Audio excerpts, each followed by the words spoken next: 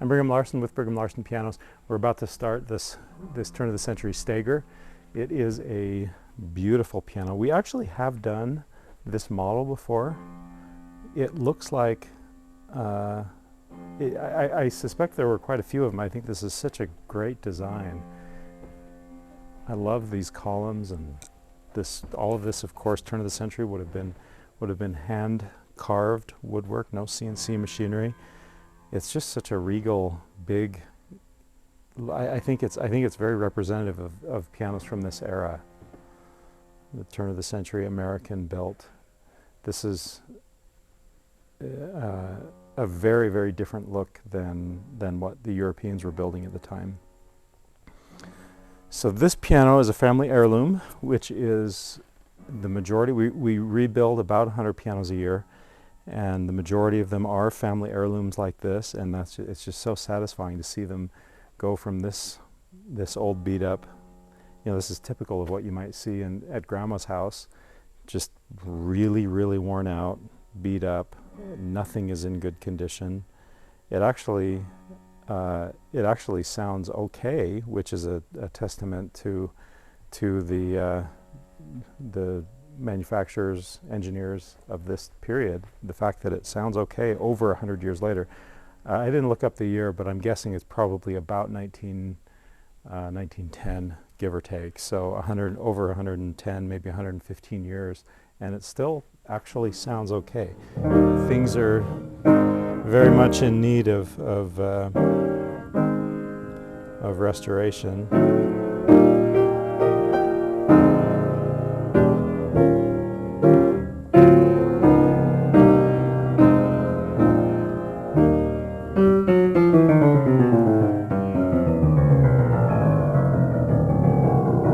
Got some loss of tone in the bass. And just a lot of clicky, clanky sort of action, and I can hear the hammers are worn out. They just have that nasally kind of tone, and inconsistent as well.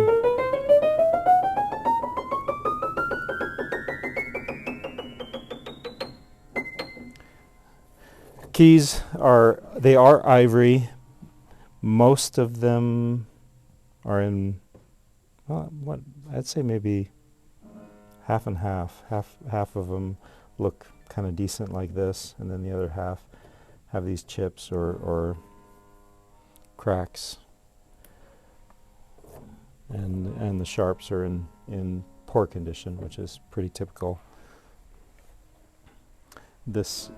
We're going to refinish this piano as well, which means we'll have to get a replica decal. And then the pedals, we're gonna redo those. They'll be the original pedals, but we'll replate them, so those will look really nice. Let's check out the inside.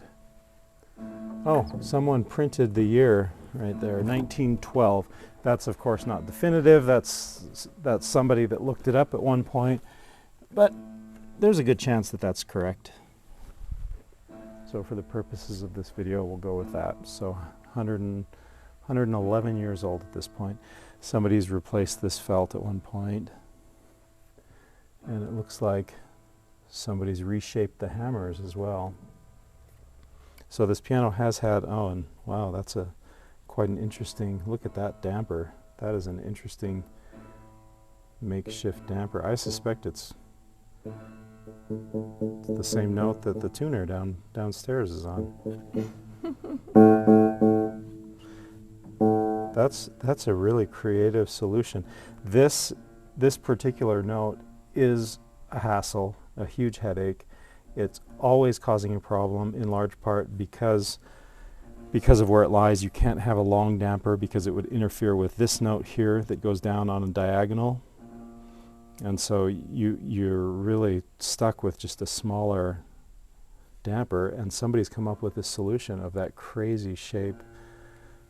Let's see if you can see it in there, that crazy shaped damper that looks like a crown or something, or a chicken comb, chicken head. And they also put on an overdamper, which helps solve that problem of the dampening on that note. Anyway, someone was very creative at one point. I like that. I respect that. And this piano has what's called a lost motion compensator. So have a look down there. That rod that lifts up.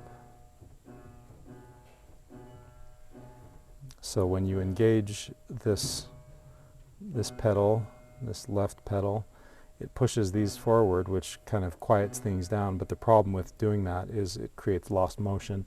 I won't get into maybe the details, the reasons why, but needless to say, someone's come up with this kind of ingenious solution to that called lost motion compensator. Not many pianos have them, but I suspect at the time, 1912, that was probably a real revolutionary idea that helped sell a lot of pianos.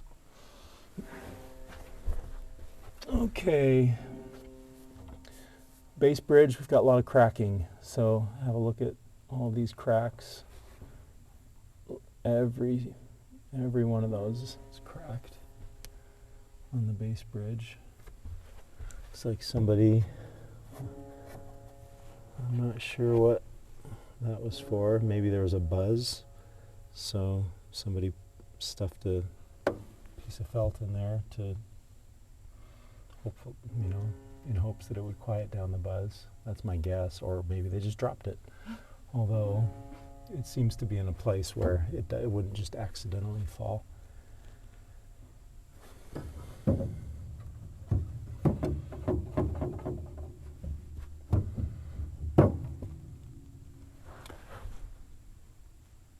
Soundboard seems to be in decent condition. We'll sand it down, re-lacquer it, make it look beautiful again, and same with the plate. We'll refinish that. That will be gorgeous.